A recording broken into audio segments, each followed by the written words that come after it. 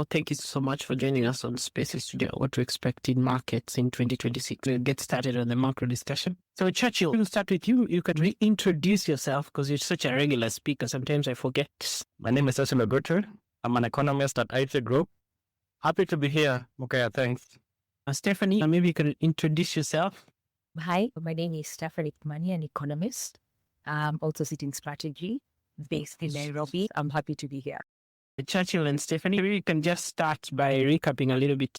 The aim of this space is just to set pace for 2026 in terms of outlook for macro. And next year is an election year. In that context, it's good to have a look at the macro situation in the country, recap a few things that happened last year, and get a few of your thoughts on a couple of things that are happening in the economy. So we're going to discuss a variety of topics, starting with the budget cycle a little bit. We're going to look at the last year in terms of macro and the key things that maybe stood out for each of you. And then we're going to have a look at some of the key things to pay attention to in the market, especially in 2026. Stephanie, maybe you can give us a few key things that may have stood out for you in 2025 in terms of the macro situation.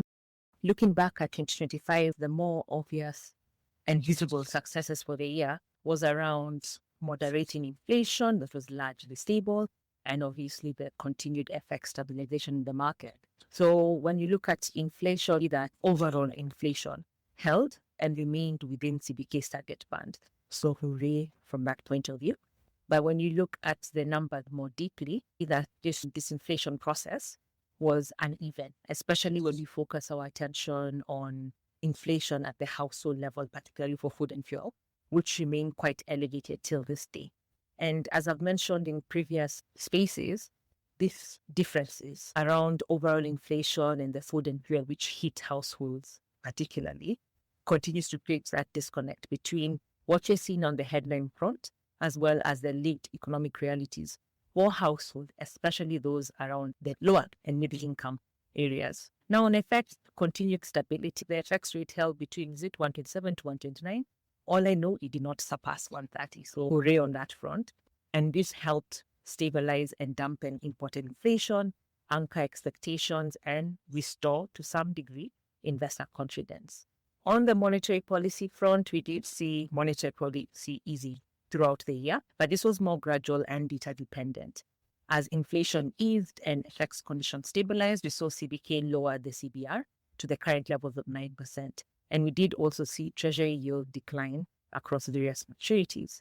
But what we have noted, and what was quite clear for me, is that the transmission of the monetary policy easing to private sector activity remained weak. Credit growth and domestic demand did not respond as strongly as expected, and this suggests that interest rates were just not the primary binding constraint to the uptake of credit in the market, as well as to overall private sector activity. So instead, in my opinion, what I feel continued to weigh on private sector activity was on subdued confidence, both for the consumer and the investor, balance sheet pressures, as well as cost of living dynamics. I'll let Churchill speak on other factors, but overall, what this just means on the macro space for 2025 is that while major macro risks were contained, the economic recovery remained quite uneven, with weak transmission of monetary policy easing to the real economy and persistent pressures at the household level. We've seen this evidenced by the low GDP growth estimates we've had throughout the year, with the latest being in Q3, where we did see year-on-year Q3 GDP growth at 4.9%. Expectations for me for 2025 is that GDP growth will not surpass 5%. I'll be very surprised. And it's just based on the realities around the private sector. So those are my highlights for 2025. Maybe to double click on two things there. So one is the inflation bit, and noting from the December date, core inflation accelerated around 11.2%. I think it was driven a bit by fuel and food. Core inflation is easing. What do you think those trends were? There's a bit of time, I think, towards the end of the year where the non-core inflation was increasing. Is that something that should worry people going into this new year? Yeah, like I said, the non-core inflation, it remains quite key. The food and fuel is the biggest driver of that non-core inflation. And that just highlights the lived economic realities for households across the board. As some of the members of the audience may appreciate, is that inflation numbers tend to be more pronounced for lower income earners. So that impact of higher food and fuel will continue to skew the perceptions of what's happening in the market. So while overall we're seeing inflation below 5%, we're seeing on the ground incomes are not rising or remain quite sticky, job losses remain quite pronounced, and the key essentials for households remain quite elevated. So this overall will affect purchasing power, which will be a key concern getting into 2026. That's the fact. So then are you thrashing out the key concern usually about macro numbers looking good, but then people's pockets looking empty? Is that your answer to that question? Yes, that is the reality that we are seeing. So I always say that you can't feed us the macros. Yes, things are looking good at the top, but it could just mean that there's a concentration of the good to a few compared to the majority. Before I switch to Churchill, there's something you talked about, the transmission mechanism that was not working. So towards the end of the year, there was the new credit policy framework from the government. Do you see that maybe helping out in terms of the transmission mechanism when the rates go down, that can also transmit to the lending rates directly? Or when you're looking at the new framework that was introduced towards the end of the year, just to say this a bit simply, the missing link has often been the pass-through for monetary policy and interest rates to actual bank lending rates, and especially for what happens to MSMEs and households during the easy cycle. So in principle, the risk-based lending framework is meant to be positive, as it is likely to encourage that banks to price credit more favorably according to borrower risk profile, as opposed to rationing credit entirely. Because there's this suggestion that the lull in private sector credit may have been a contributor to the lull in private sector activity. But what I think is that there's a gap there in terms of trying to understand that the link around pricing may not be the issue. It's more on risk assessment. So trying to figure out how that is going to play out is the key question. So I don't think that will necessarily materialize in a pickup in private sector activity if you don't focus on the risk assessment in the market. I'll come back to you on that because I have a few thoughts that we've picked up from CEOs, especially on the lending aspect. I know, Churchill, for you, 2025, what stood out? Thanks. Let me just also build up on points Stephanie has started us with. So 3 things pretty much captures my thought process around what was salient last year. The first one is pretty much policy execution and monetary policy. Try to do a few things. There's some significant lag time before we see the outcome of these policy actions that played out last year. But I think they did some bold moves last year, at least to ensure that transmission is pretty much somewhat targeted. As Stephanie has alluded earlier, that there's been a gap between the transmission mechanism between the monetary policy and also to the lending rates. But from February last year, we saw some deliberate measures by the Central Bank of Kenya, at least to ensure that somewhat spills over to the real sector. We saw the reduction in the interbank market, the lowering of the discount window, and also further down the line, the introduction of the credit risk-based model to the banks that is still in effect right now. I think from that, you might give them the flowers that at least there is some initiative that came from the CBK. Ultimately, we've seen that inflation has been somewhat within the target band, slightly lower than the 5%. So the focus, even the monetary easing that happened last year, was pretty much now to focus on the growth dynamics that you're seeing quite muted. So that, I think, even the policy measures that came from the monetary policy was at least to be able to stimulate the growth. But I think we may need to see the impact with some lags that may spill over into this year. And the second bit was some modeling through on the fiscal, looking at even the liability management operations that were conducted last year, be it on the external and also on the domestic side, the buyback, the bond switches that have been conducted. So that speaks to some modeling through in terms of just to avoid any near-term fiscal vulnerabilities. That potentially gives the authorities some space in the near term, but it's pretty much kicking the can down the road because ultimately you'll have to tackle with the pending debt issues as they occur ultimately. But I think that's modeling through in the fiscal in terms of the liability management played out well. And finally, I think policy credibility deficit in some of the policies. And I think the lack of finalizing the final review with the IMF just speaks volumes to that. Some reforms that the authorities, the government should have implemented, they were not able to do that. And that's something that also speaks to, if I tie it to the first point, that, okay, on one hand, we are saying that the monetary policy is trying to achieve a few things, but there's no proper coordination from the monetary and also the fiscal to be able to ensure that those policies are better fine-tuned. So that, to me, captures 2025, a few right things here and there, a few things that they struggle a bit, but some room for improvement in other areas. Thanks.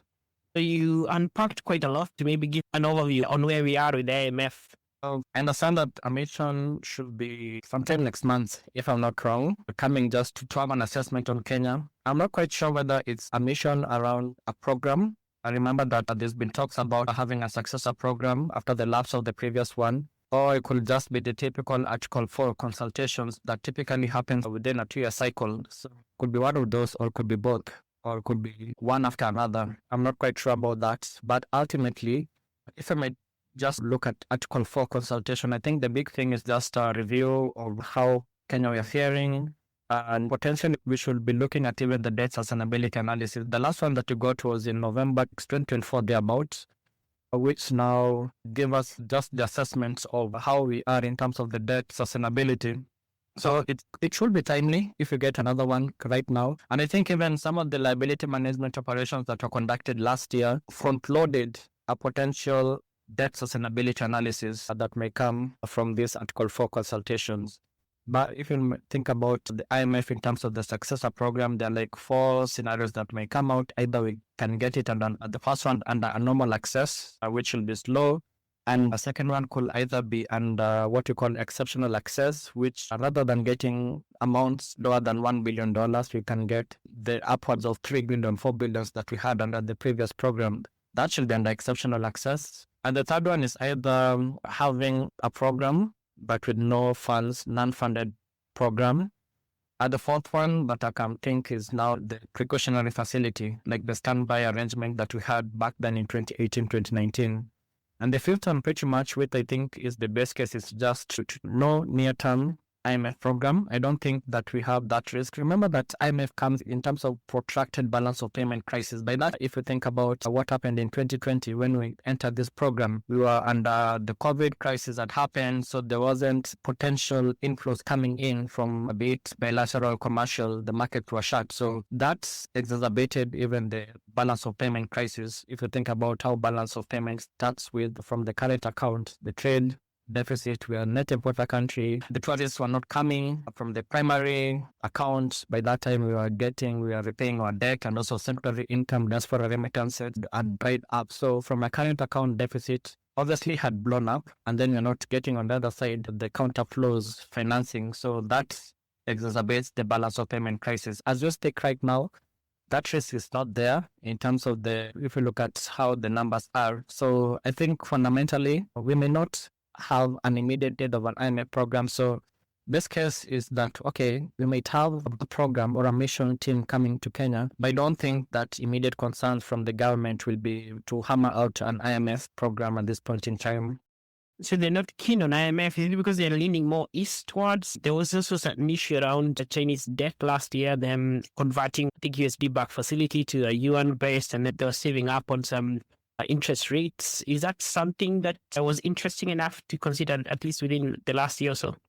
Yeah, for sure. You can consider it as a liability management operation that was conducted. In this case now, conversion of the SGR loans from the US dollar currency to the yuan currency. The thing about this is that we've not even gotten the specifics of the actual conversion. We've had bits and pieces being thrown around. We haven't seen a coherent statement from either side of the party on this transaction, either from the government side or even the Chinese side. The latter side, obviously, we can't expect anything coming from them, but at least from the National Treasury, it will have come up to explain actually how that conversion happened. Because it's one thing saying that, okay, we have managed to convert this loan from dollars to yuan, but it's another thing actually to walk us through how that happened, because it's quite interesting. In terms of debt management, we haven't seen this kind of transactions before. So at least the authorities, I think they really failed us in walking us through in this particular transaction. We understand that is basically, you can look at it, either just compare with the Chinese yuan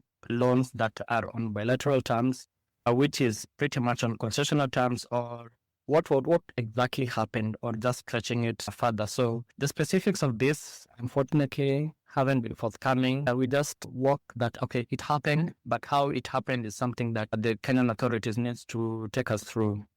I want to come back to Stephanie on especially that aspect of the borrowing. We were talking to one of the CEOs of the banks at least last year. They were telling us there was a bit of pickup in terms of borrowing, especially from Kenyan corporates. I think you can see that as well with Safaricom coming to market, EABL also coming to market. Does that signal a bit of a revival in terms of borrowing or at least lending to businesses? Because for a while, banks have been highlighted as lending more to government than to businesses. Could that be a potential area for interest in terms of pickup, or is that more signaling that the companies are just fortressing their balance sheets, especially given an election year next year, and taking advantage of the lower rates?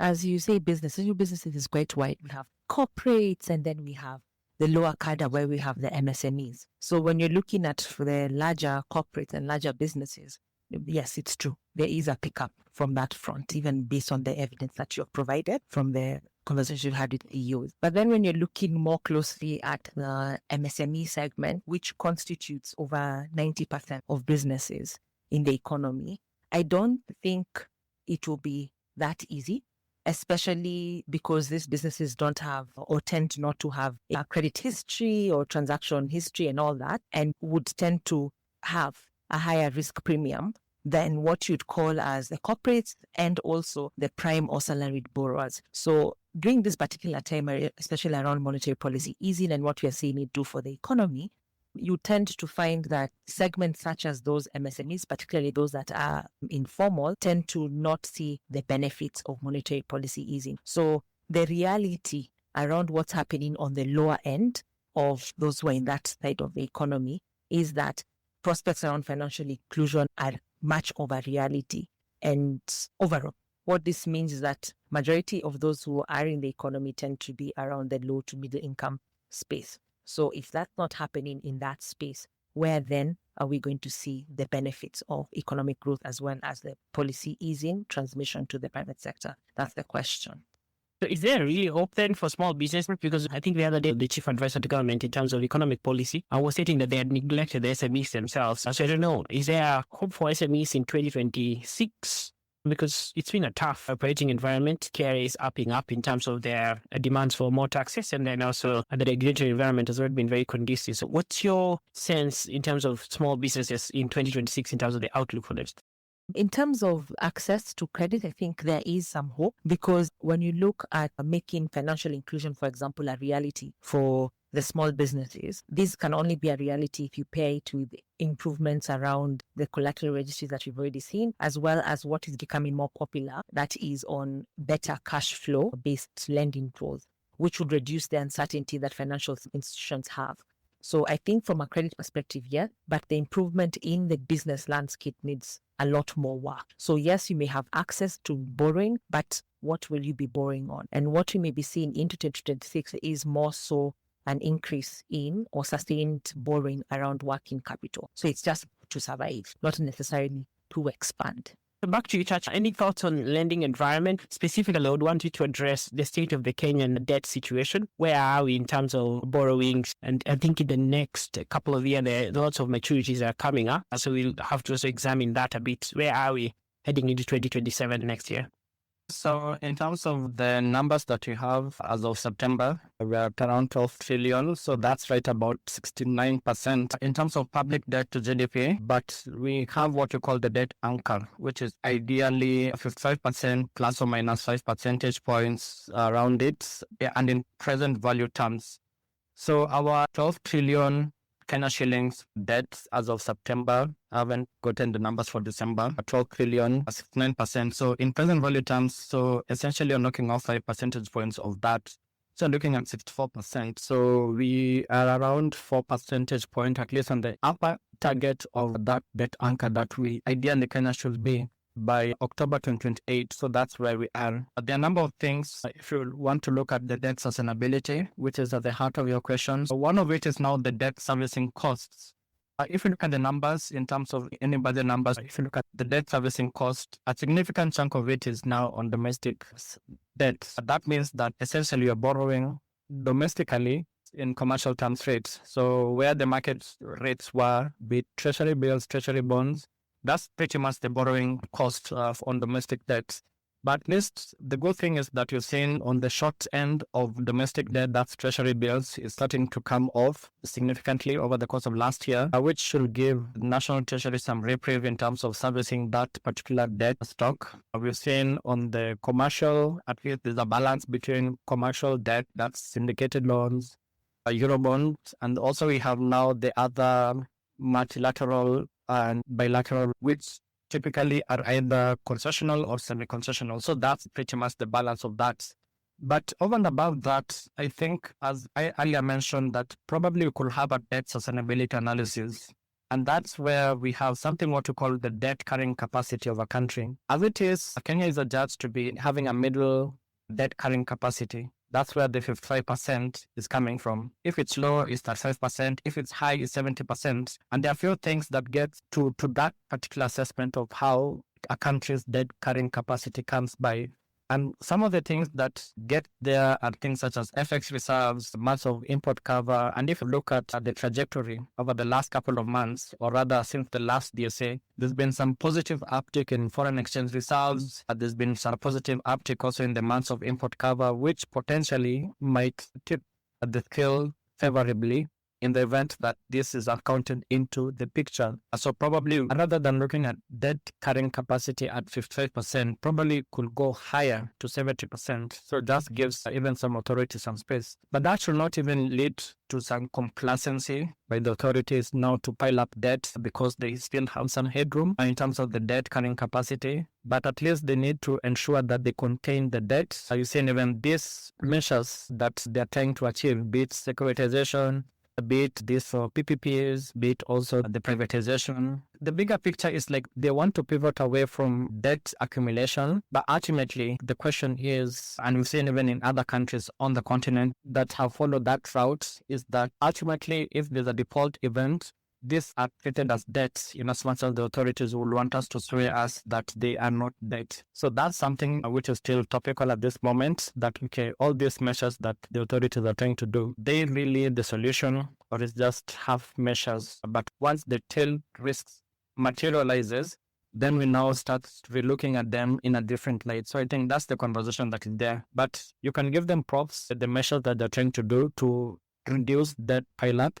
But more fundamentally, I think conversations around debt needs also to be accompanied with fiscal consolidation, which I think is still a bit problematic. Revenue mobilization is still quite a challenge on the back of the riots that happened in June 2024. Expenditure pressures are still quite high. If you think about the non-discretionary budget items, this is now the fast charge items. Interest are still quite elevated. The salaries to civil servants and also the clamor for higher wages are still quite high. Social spending are still quite elevated, and also in the run-up to elections, they may still continue to go higher. So that points to debt accumulation will still be on the cards in the near future. Debt accumulation, what do you mean by that? Aspect of debt accumulation in terms of borrowing. Essentially, that's the borrowing. Because as you borrow more, you accumulate more debts. So we'll come to a bit more detail on especially the debt aspect, but I wanted to hear your quick thoughts on the aspect of them exploring these financial engineering measures that the government is implementing, which are debt-like but are not debt, which for me reminds me a lot about how the 2008 financial crisis went in terms of securitization and getting into off-balance sheet deals, which are like debt, but the government insists they're not debt. And what's your take on that? Essentially, you're looking at the government just trying to throw things at the wall and hoping that a majority of them stick. So if you think about the privatization, securitization, PPPs, everything is just being done at the same time. So just hoping that a majority of them will stick on the wall. But yeah, ultimately, the argument is that the debt vis-a-vis contingent liabilities. So the argument can be made if you think about how the government is looking at it. I said the case for securitization, because of some of these, the sources or the revenue that they are securitizing is ideally what you call appropriation in aid. Could you break it down for our audience a little bit? Where AIA sits, especially when they see the expenditure and revenues for every month, where is AIA usually? Revenue for the government, you start with tax revenue. So that's the income taxes. We have the customs, we have excise, we have VAT. So that's the tax revenue. And in addition to the tax revenue, you have what you call non-tax revenue, the investment income, the dividends from the likes of Safaricom, KPC. So all that gets into what you call a non-tax revenue, and the tax revenue, what we call the ordinary revenue. That's a source of revenue that typically flows into the consolidated fund, ordinary revenue, be it tax revenue or be it non-tax revenue sources. And the other chunk is now what we call appropriation in aid revenue, which typically are spent on source. So if you think about it, if you go to the park and you pay whatever fees you pay, so that accrues to Ministry of Tourism. So there are a number of housing fund that you pay, the levies that you pay. Eventually, they don't end up in the consolidated fund, but they are spent, say for the case of housing fund levy, is spent by the Ministry of Public Works, the State Department of Housing, for instance, and the likes of these other levies that we talk about, a bit road maintenance levy, petroleum development levies. All these levies are now spent on source by the underlying ministry or state department, so AIA. So they never end up in the consolidated fund, but they ideally are spent on source. So the argument from how the government is looking at it is that, okay, fine, this eventually should be spent by the parent Ministry of State Department. So it's just ramping up the capex. So for the case of the stadium that is being done, Atlanta Stadium, we have the sports fund, which ideally should be spent by the Ministry of Sports. So just ramping up all the investments over the number of years, but investing now and then paying back over the next 15 years for the case of Atlanta Fund. But now the ministry at this point is the one which ideally should be ring-fencing all these funds so that they are spent to service the debt that has been taken upfront. So I think that's the thesis that is happening with this financing, that they are spending appropriation in aid revenue as opposed to the ordinary revenue. But then the question is, ultimately, if this tail risks, a default happens, and this is the case with Ghana, because Ghana also had some two securitizations that they had in two different sectors, energy sector and also the education sector. And when the default happened and then they had to restructure their debt on the central government side, they also had to restructure this securitization debts. Ultimately, the backstop is by the government, in as much as right now it's being treated as contingent liabilities. But in the event that it blows up, ultimately they are treated as debt. So contingent liabilities versus central government debt. So I think that's pretty much the dichotomy of what you're talking about, debt. That as you think about the way you just service debt from the consolidated fund, and then now spending IA revenue, and then now paying them over the next number of years. So we have two new speakers who joined us. So I'll give Churchill and Stephanie a break. I will start with Wesley. So maybe Wesley, you can introduce yourself and maybe recap for us the equity markets in 2025, how it was, and your take on some of the key things that stood out for you. Thank you, Mukaya. I'm Wesley Manambo. I sit in SIB covering equities, non-financial. Basically, I give a look into the market, more specifically the equities market.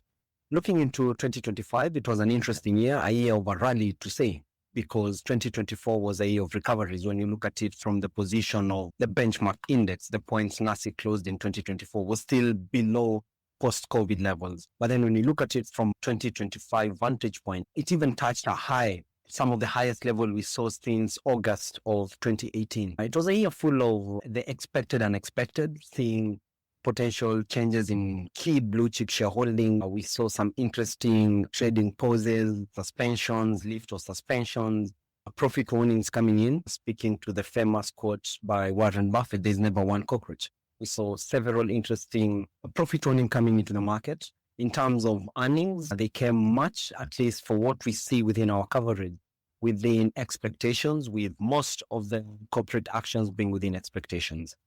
And generally, I think that it was a bullish year for the NSE, especially compared to markets across Africa. There was a bit of activities in the corporate bond market. Any other things that maybe stood out for you apart from the ones you just... Had to be speculation. It was a year full of speculation in terms of what was assumed to happen on the M&A space, what was assumed to happen in terms of change of shareholding. I think for analysts who had their A game, it was quite predictable looking at the trends of Diageo with their exits within the African markets, skewing towards a light balance sheet and moving away from the beer portfolio. It was keen and easy to see a near-term exit in EABL. So that coming into fruition, because I believe as of 2025, they only had 2 listed subsidiaries in Africa. So it was quite keen to see that an exit is imminent. To whom we did not know, at what price it caught us unawares, but then seeing such kind of materialization was actually bringing an aspect of investor activity, because beyond even the capital markets and these companies operating within the private markets, there is an expectation that the deal and advisory space is coming in heavily. We've seen even with NCBA as late as last week getting an interesting transaction proposed to its shareholders. So there's a lot of activity, and we believe this activity that we saw into 2025 will likely spill over into 2026. And even beyond that, it will bring investors to a more risk-happy and increased risk appetite attitude, which should help in terms of price discovery. One more thing was the rally last year driven more by local investors jumping into the market given the lower rates that they're experiencing in the bond market, or were there any entries, especially for external investors? I feel like it's the former, but what's your take on that? As a matter of fact, actually, it was local investors driving activity, foreign investors or profit-taking, because when we think about it, foreign investors, most of them have been exiting the market. And when these blue chips, which they were keen on, started rallying, and look at Safaricom touching almost 80% up, it was a chance for them to actually realize some paper gains and actually lock them in. But for retail investors, they came in very heavy. When you look at even the top performers, most of them were small cap stock. And from a participation perspective, the retail chunk in terms of the total turnover for 2025 was high in 2025 vis-a-vis 2024. So they really were on top of the game, and they came in with much optimism, which might have partly been advised by the lower returns in terms of where the yield curve is and the new offering coming into the market. So it gave them an appetite of risk. And even beyond that, valuations have turned quite attractive. And I think it's quite interesting when you interact with most of retail investors right now, they're into some sort of a little bit deeper research. They're not just buying for the sake of buying. They want to understand fundamentals. It was quite hopeful, given that really any market relying on foreign flows tends to be quite inefficient if you look at what's happening in Nigeria. But as locals pick up the game, then you'd find some of these gains would be quote unquote permanent, and would be able to find price discovery as we move into more fundamental based factors like expansion, growth, corporate earnings, outlook, strategy, quality of management, quality of the balance sheet, moving towards the hedged balance sheet and taking advantage of debt and releasing more unuseful cash that is not used towards business operation, towards shareholders, boosting the likes of ROEs, which in turn, from a valuation point of view, it lifts your terminal valuation, which overall lifts your valuation. It's quite impressive to see the weight local investors have been doing, and even looking at the few days that we've been trading in 2026, it's quite impressive that retailers are still on top of the game. Stella, you can introduce yourself and then give us a bit of perspective on what you're observing on the Kenyan debt situation, especially on domestic versus external borrowing. You're tracking that very keenly. Thanks, Mokaya. My name is Stella Swake.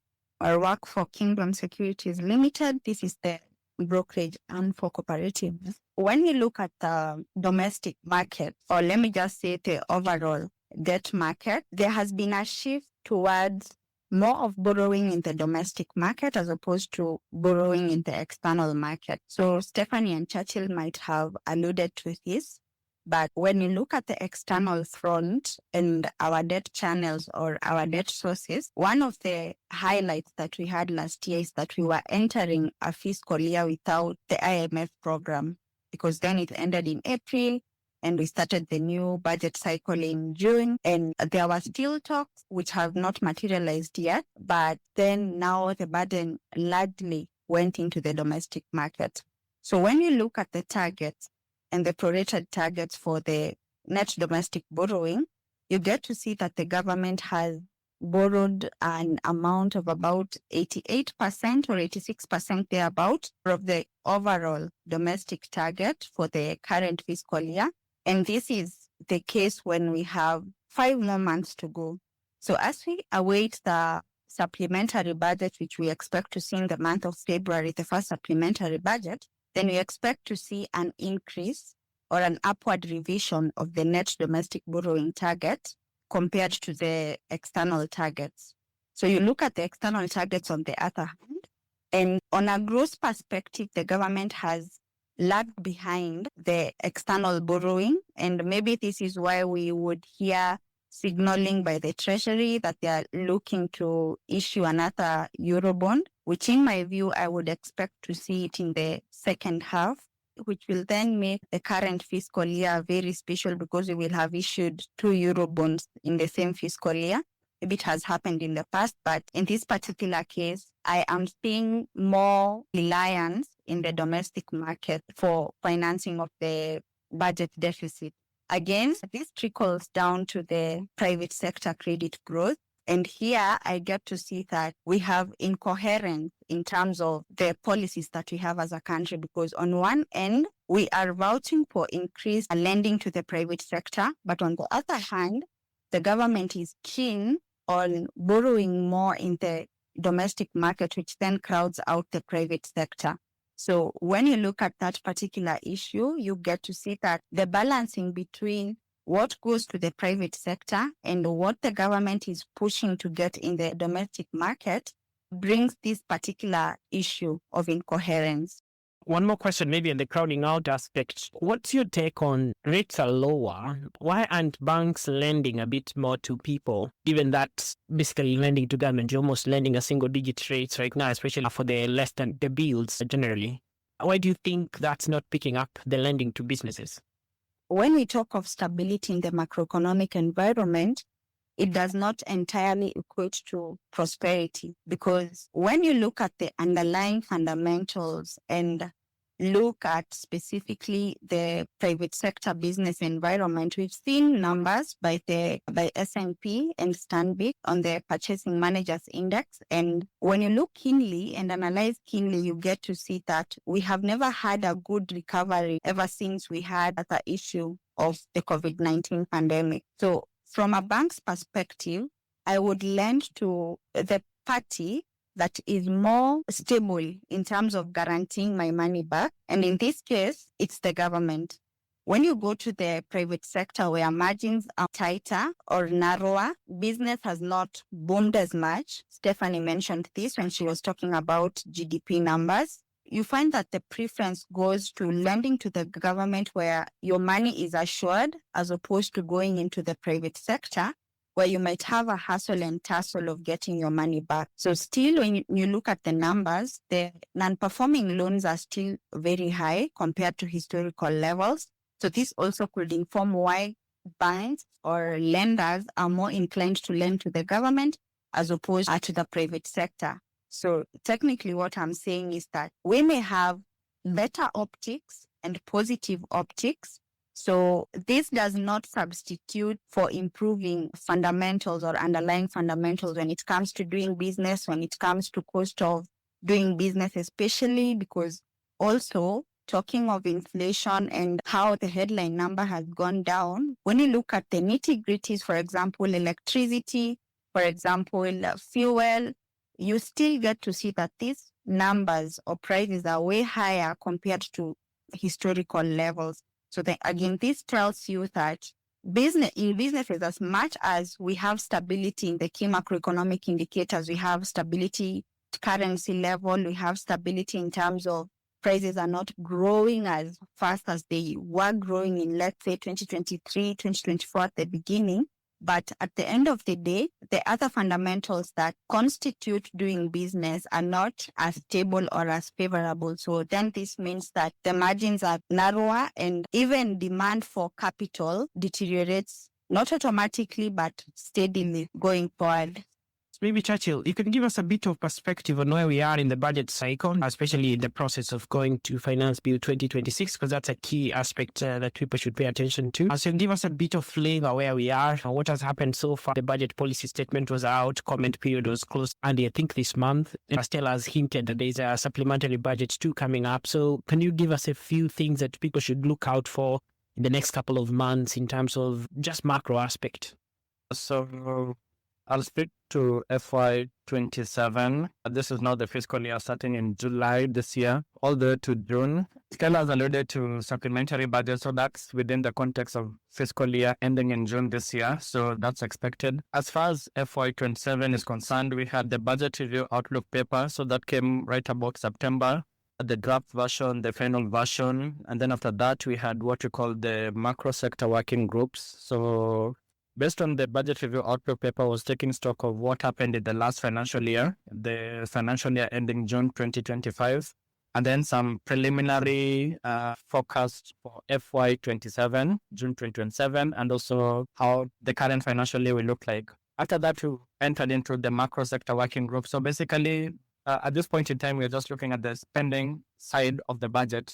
So they're grouped into 10 large groups, but now the macro sector working groups exclude what you call the security. This is now the defense and also the NIS. So we never get details of the preliminary numbers for that particular bucket. After that, we had the budget policy statement, the draft that came out December. The window for the comments closed in early January, I think the 8th of January, thereabouts. And then the next key date that we're keeping an eye on is the 14th of February, whereby we should get the final budget policy statement and also the medium-term debt management strategy being tabled in Parliament. You've seen also the draft for the medium-term debt management strategy coming out over the weekend or late last week. So that is the next key dates. But still on the spending side, after the BPS has been approved, and then it sort of kick off the budget cycle proper, the bill for division of revenue bill. So what I mentioned earlier, the ordinary revenue has to be split between the national government and also now what goes to the counties. And also on the other side, we also see on the spending, the preliminary estimates being tabled by the end of April this year, preliminary estimates from Treasury. So this will follow the BPS budget policy statement, having a ceiling of where the estimates will be, and then Treasury now reworks it again, and then comes up with the draft budget estimates on the spending side. Parliament will also give theirs, and also Judiciary will also give theirs. And then on the same date, 30th of April, is when also we start seeing numbers on the finance bill. Just a step back, I think it was December, there was a call for people to give their budget proposals. I know there's a fake that doing rounds, some funny proposals on the tax proposals that will be in the finance bill 2026. Best to ignore them at this point in time. The finance bill will come end of April, early May, thereabouts. And then after that, now we finish up with the approvals of these bills and the approval of the budget by end of June. So at this point in time, a budget policy statement, a medium-term debt management strategy, we're looking at 14th February, ideally when Parliament comes back from the recess to continue the process of FY27 budget process. Stella, how can people participate in the process, especially because people always get surprised by the finance bill coming out at the end of June, or at least somewhere between April and June, and they're surprised by the outcomes. But there are steps along the journey where someone can participate in the process, but people tend not to look at that. Could you maybe highlight a few things that people can pay attention to and how they can participate in the process? You can participate in two ways, in the not a finance bill alone, but in the entire budget making process. So every time the Treasury publishes something, they publish the draft first, invite comments and recommendations, and then they finalize and publish the final output. For example, the BPS, that is the budget policy statement, they started with a draft, I think early in December, as Churchill had mentioned, and then now after the citizenry and the relevant party gave their comments, I am not sure they were considered or they were put across, but they do publish and invite for comments. For the finance bill, we can participate in two ways. There's usually a day or a town hall where people go and give their comments to the Finance and Planning Committee. But if you do not have the time or the capacity to be in the town hall, we have the email address that is always given and given a deadline. So there's a couple of people who sometimes give their comments past deadline and then they complain or are perturbed when their comments are not considered in the finance bill. So you have to strictly adhere to the timelines. So there are those two ways: going physically when the timelines are announced or when the days for the comments or feedback are given, or do so using your emails. So for the finance bill, it's quite nice in my view because the comments are usually published after the Finance and Planning Committee has gone through the comments and the public participation window.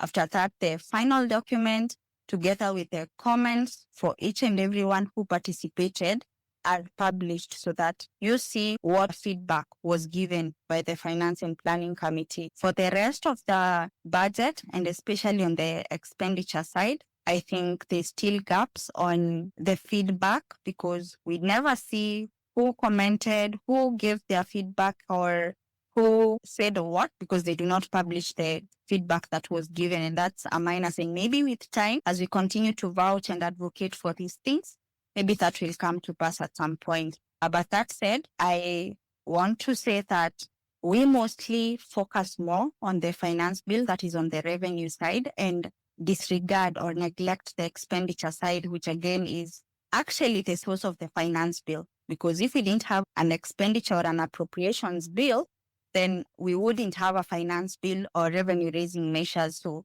I think we should also focus more and put more effort on the source, the quote pay, so that we are able to see where exactly are we spending much of our money, where exactly is the government allocating more of the monies that is collecting, so that we are able to understand then why is the finance bill like this or why it comes like this. Stephanie, there's a question coming in from the audience, and I think it also reiterates a question I had in mind. Given that the shilling was very stable last year, and there's been a couple of comments that have been raised about whether that stability is good for the general economy or not, or what the central bank is doing in terms of maybe making sure that the shilling is stable around a particular band. What's your take on that, and what may have caused that stability last year? And then what's your outlook in terms of the FX for this year, and then specifically also outlook in terms of rates, given your previous assessment, especially on where inflation is headed?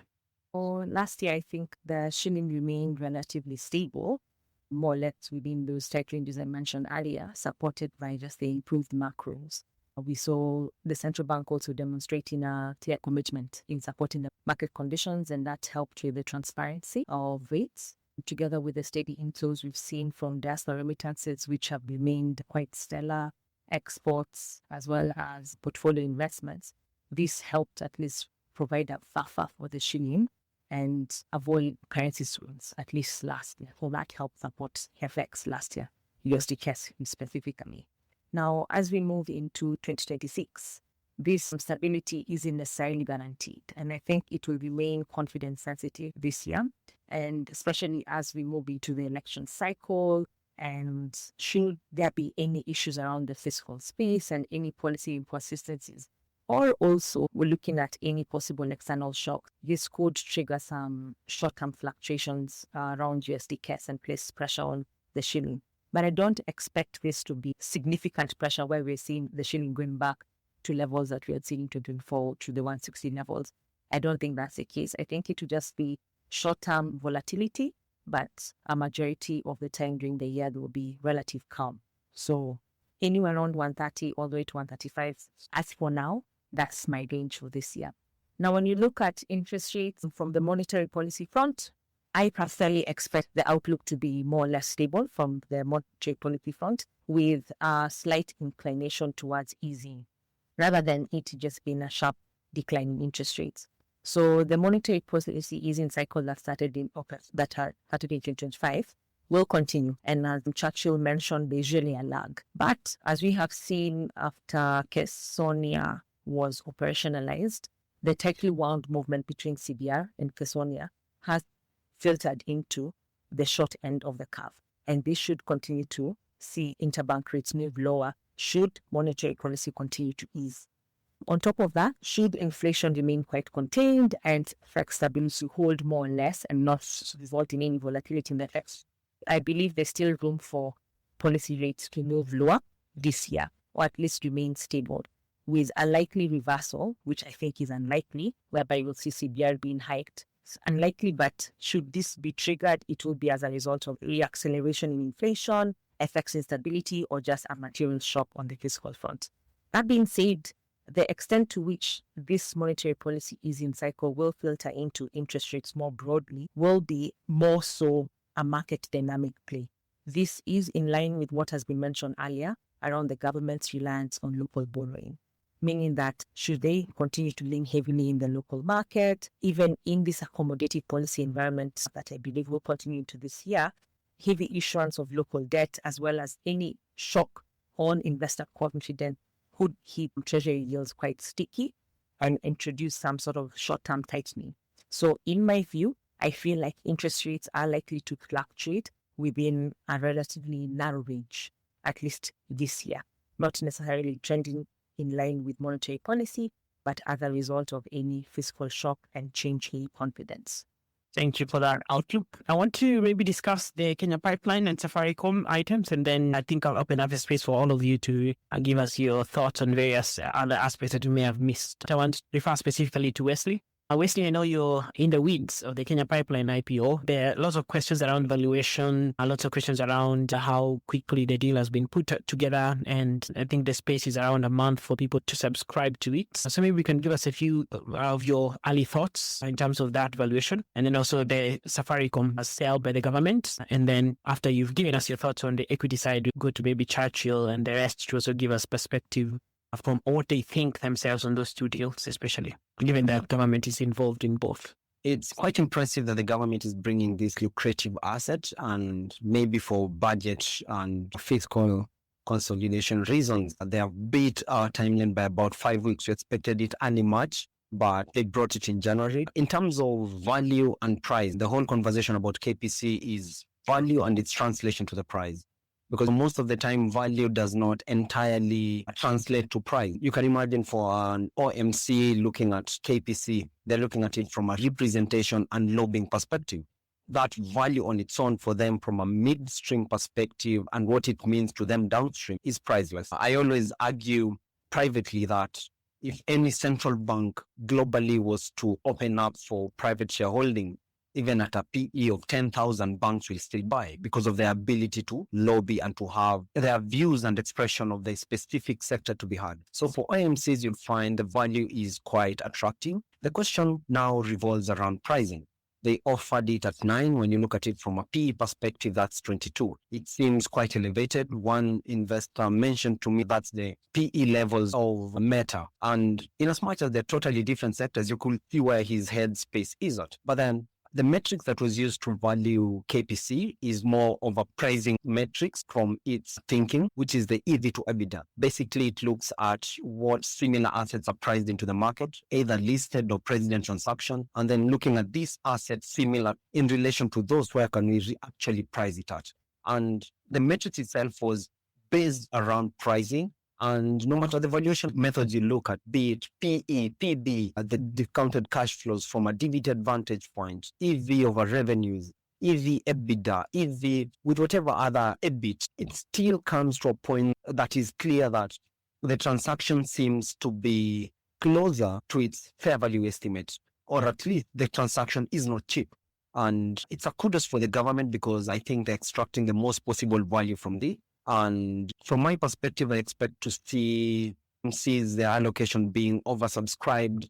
Looking at institutional investors, likely they will be oversubscribed because they want an exposure to this lucrative niche asset. And the query might lie with foreigners who might be quite sensitive to multiples, given their exposure to the broader market. If you're looking at a foreigner who has exposure to developed markets, emerging markets, and other top-tier frontier markets, and you're presenting them these assets with closer to its fair value estimate from a price point, they might consider other assets in other markets. So the position for foreign investors might be one to watch, and also retail, in as much as the combined financial muscle of retail cannot be ignored. More and more, you're seeing them coming with a more view towards this asset. So that's my take on KPC. It's quite an interesting one, and some of their prospects, I believe, might be very valuable and might unlock more value.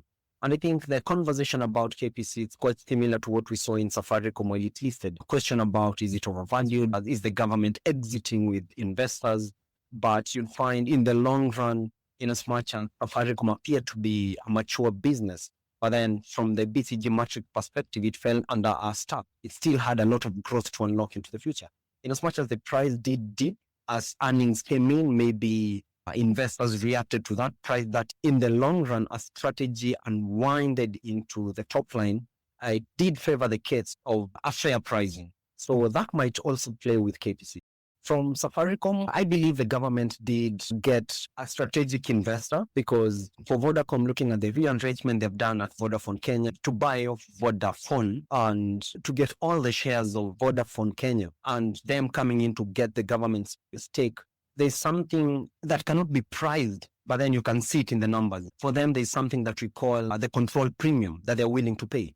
It's quite similar to what you'll see with Asahi. With Diageo, they would exit at a premium because it gives them access to control, access to strategy, maybe favor the expansion strategy. So when you look at it from a Vodacom perspective, they had a control premium to bake into the price of 34. Depending on the valuation metrics, some have argued it's undervalued, it's overvalued. But then when you look at it from a market perspective, and I was of the opinion before it came into the market that the best likely offer for the government will have been for doing this transaction off market, like what we saw with I&M Group earlier on into last year, with African Beth coming in and actually pricing it at a premium because of that aspect of control. So it seems to be a good deal in terms of maximum possible value to be unlocked without all the unnecessary work that are involved in opening it up to the broader market, which again, the broader market will be sensitive to price because they do not have that aspect of pricing in any premiums. While the stock was trading at about, give or take a bit, 28,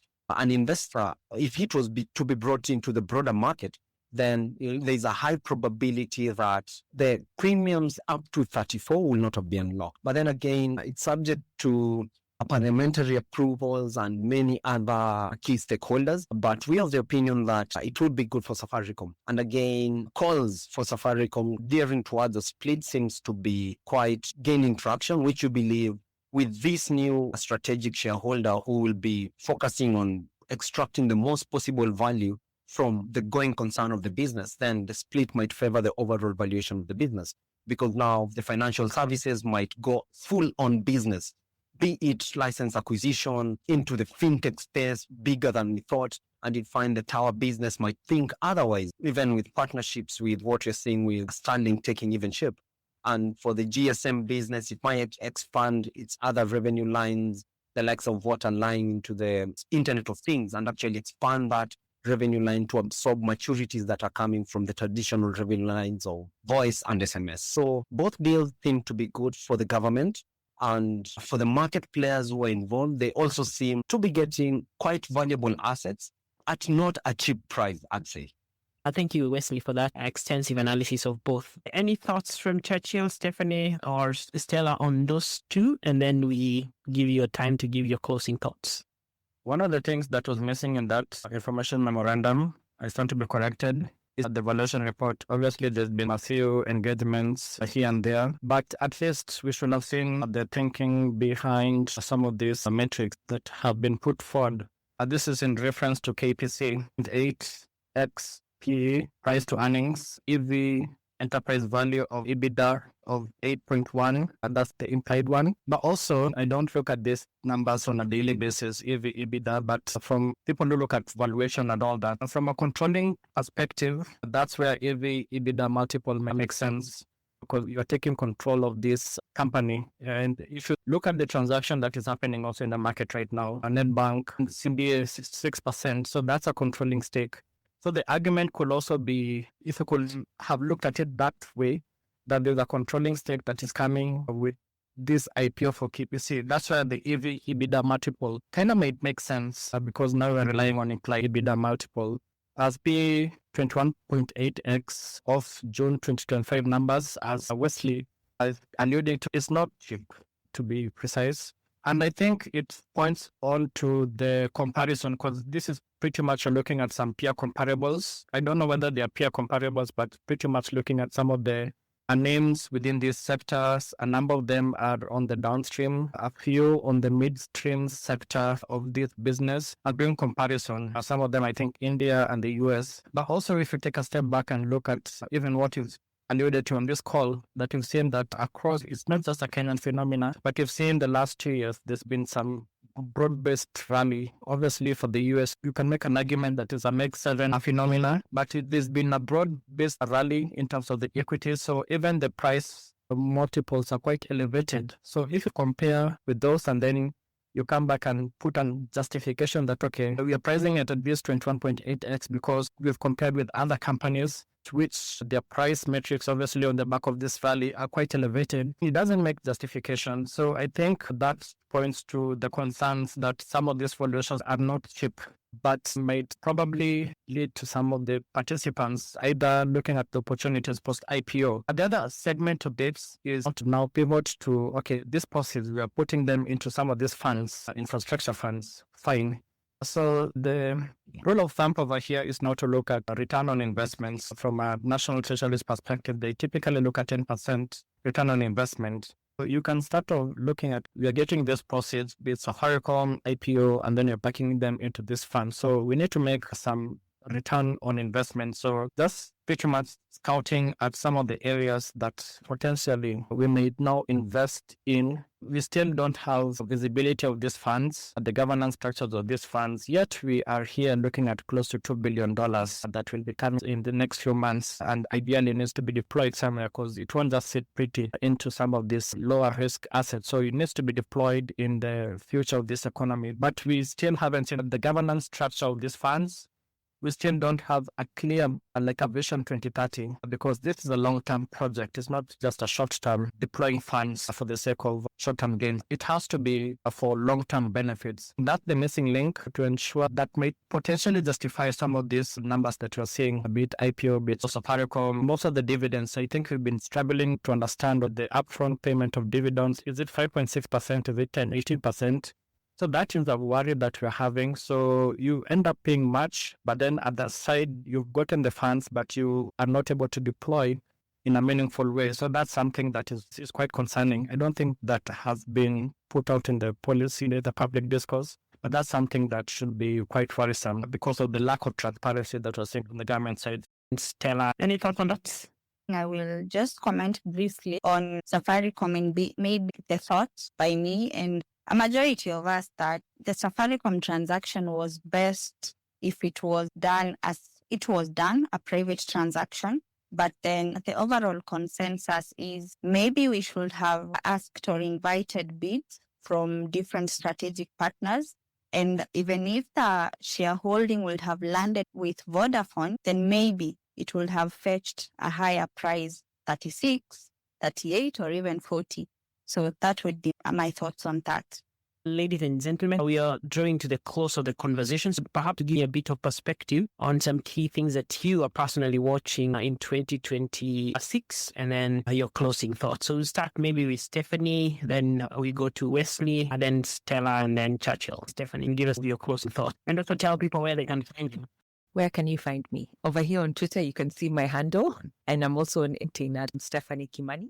But that being said, into 2026, I like looking at it again from the household level. That's why I always focus on the micro, because that's what contributes to the overall growth and prosperity for our nation. So looking into 2026, I'm of the opinion that even if we see uptick in private sector credit growth, a fundamental question for me would be, one, who is accessing this credit and what is that credit being used for?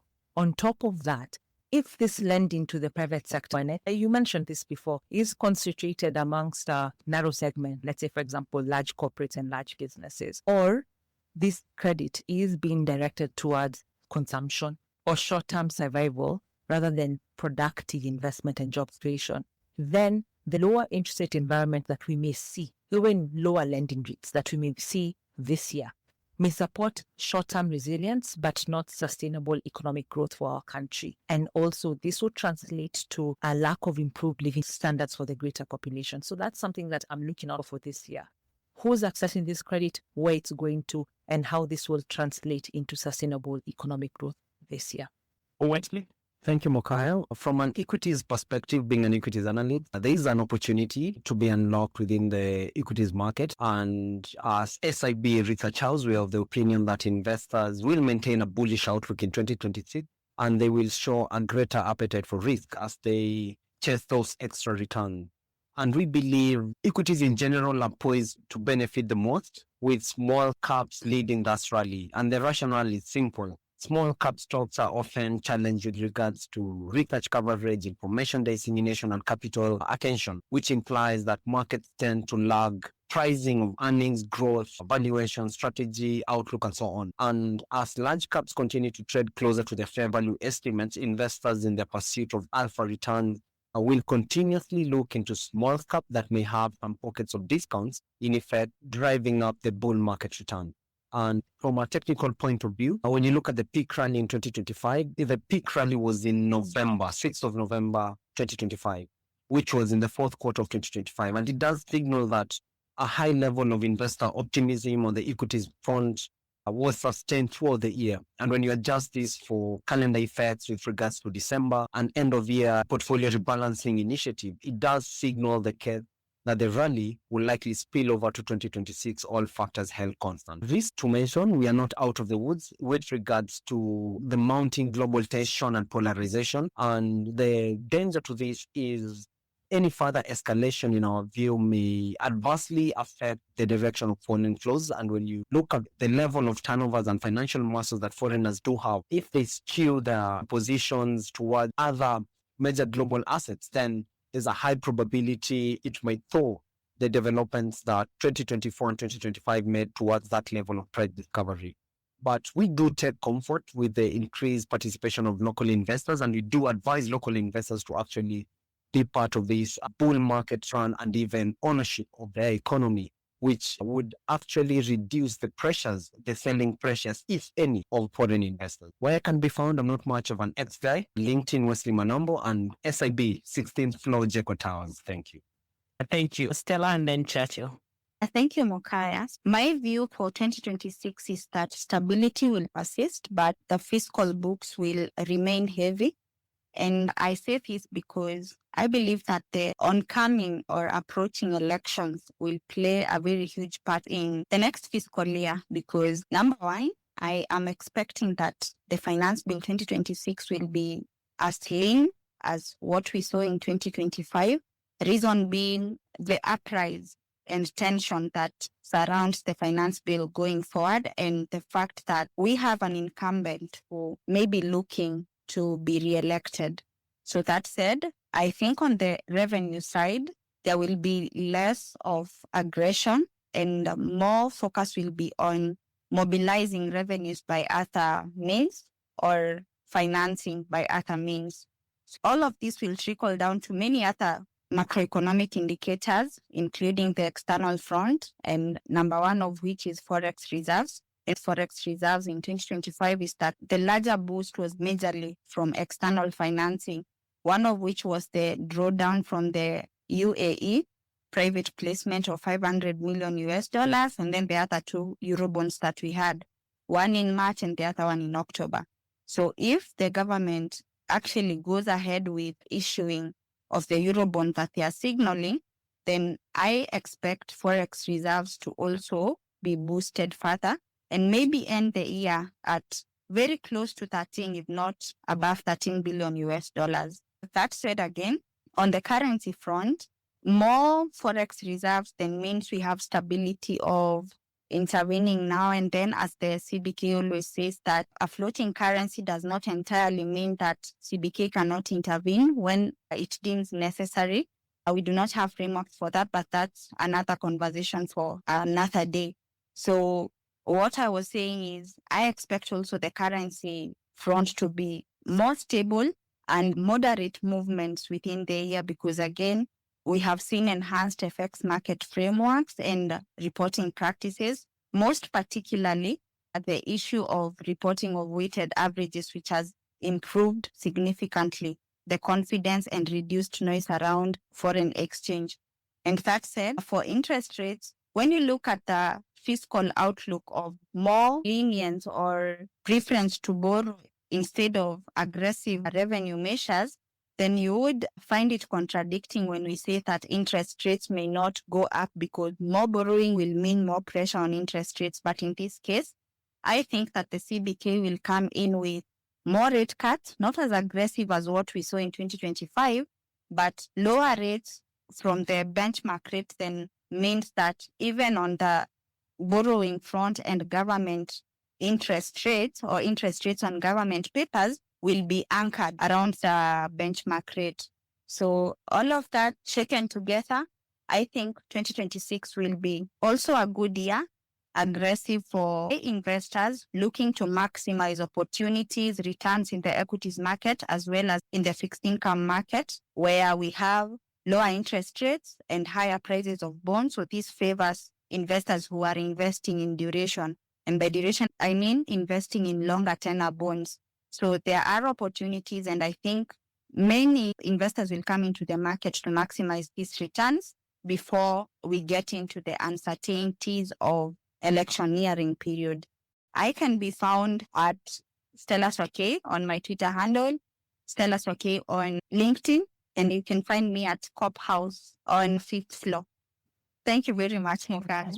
Churchill. Thanks, Mokan. On the macro, I think pretty much has been said by my fellow panelists.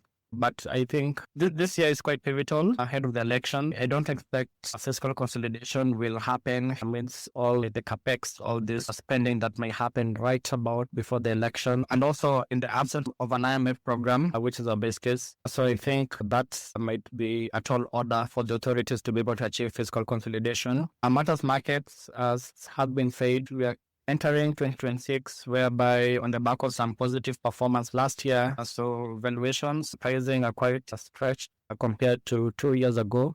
And so there'll be less room for error in terms of investment opportunities, be it equities on the fixed income side. You can say that a rising tide lifting all boats. So that has been a stellar run, but where's the next opportunity growth for some of these asset classes? And I think also with all this that is happening on the macro side, that there could be a few corporate bond issuance, be it on the road side. I think this is something that Treasury had penciled in late last year, that they introduced a medium-term note close to 300 billion on the road side. Probably some of the securitization may end up even having some corporate bonds. So that's something to watch out.